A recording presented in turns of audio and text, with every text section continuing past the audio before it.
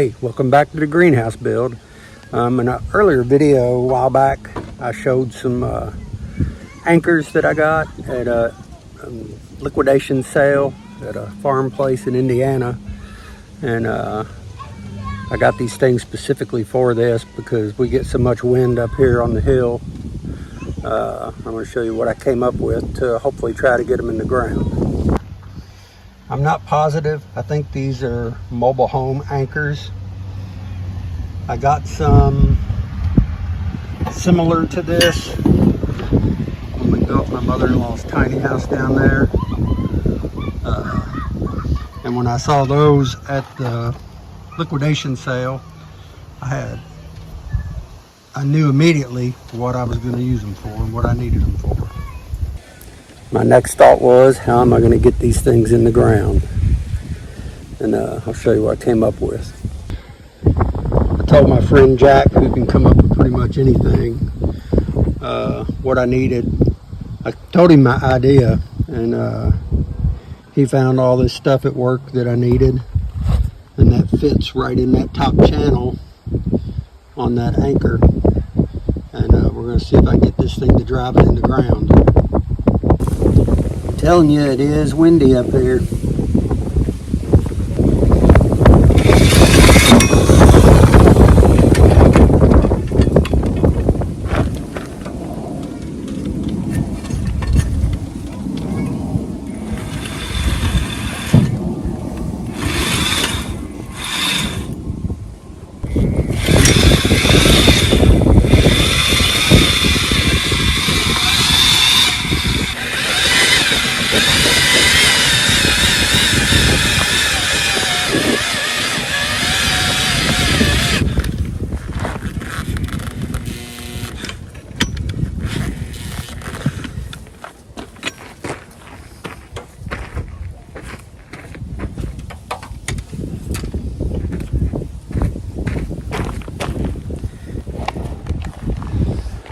Looks like that's as far as it's going to drive it, but that's still a big help.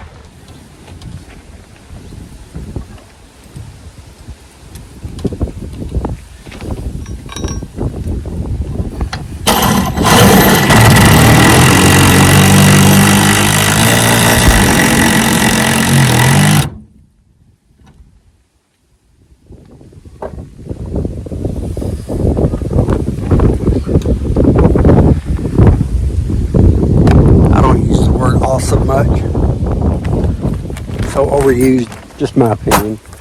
But these screws that my neighbor gave me, they are all that.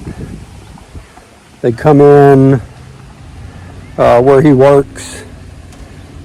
Some of the stuff comes in from Germany, and he said these things are built and made.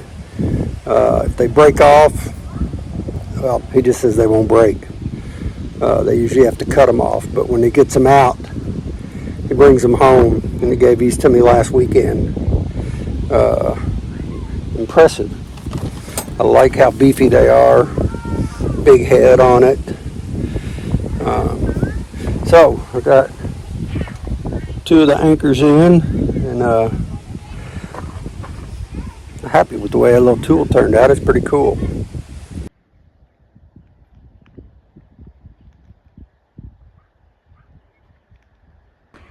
Hey, well, I've taken a little break from the greenhouse. Stopped for a while to help my neighbor the other day clear out a fence row. Then he decided to just pull the fence out. So I took my tractor over with the grapple, and they would start pulling it all out and getting that all cleaned up. And now I've also have to take time to get my hand out of the way. Take my time to clean the flue. But yeah, hard for you to see. It doesn't look too bad, really. That's just the benefit of burning dry wood, well-seasoned wood. I got a video out there on this, so if you want to check it out, go back and check it out. But for now, I am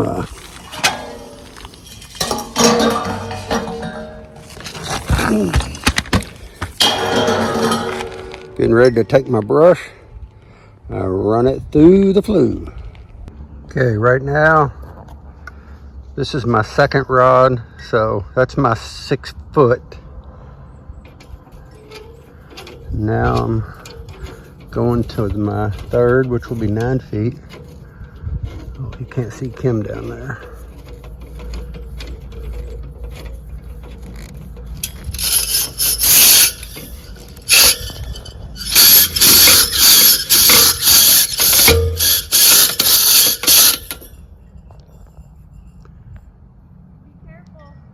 Me? Yeah. All I do here lately is spend time on rooftops.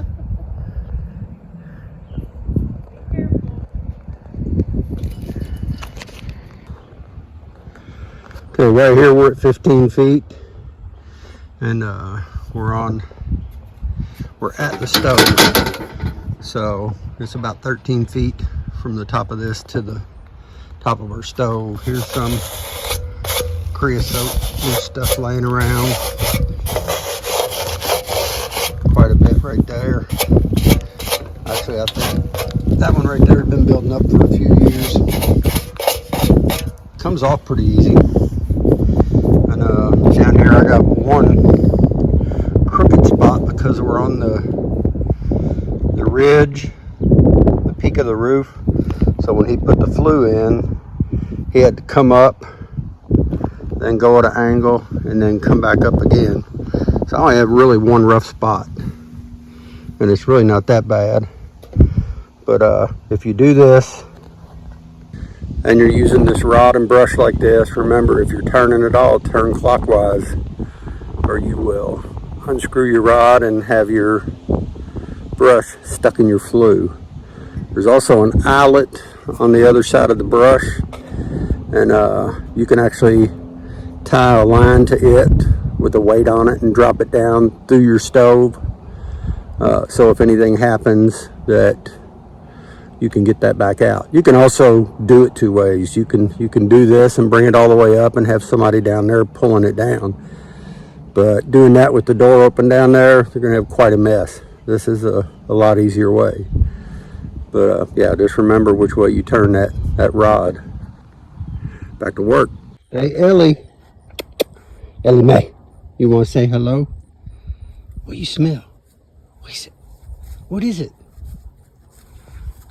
Well, while she's having fun, this is the eye that's on the end of the flue brush that you can tie a line to.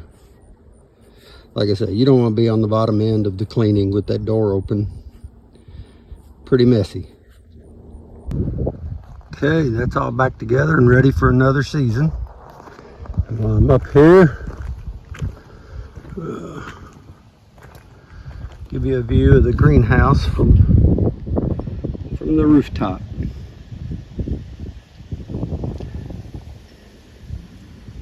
Got to get back on the sawmill, cut some more wood, and bringing in more millings of asphalt for the basin there that I mentioned in the other video. Hope the weather holds out so I can keep going. Hey, well, it's early morning out here on the golf course where I work. Just want to bring you up to date. Last Friday, Kim's mom passed away. So those of you that don't follow us on Facebook, and that kind of slowed things down on the greenhouse for a couple of days. I did have my brother-in-law here to help me get a couple of those big patio doors set up. I got to finish framing them in. But that's where we've been the past week. Just arrangements and memorial or celebration of life. All went well. Just keep Kim, her sister, and her brother in your prayers, please. And I'll get ready to start another part of the greenhouse build and get back on that I can share with you. Keep in mind, have the attitude of I can't wait to see what I'm going to learn next. Thanks, guys.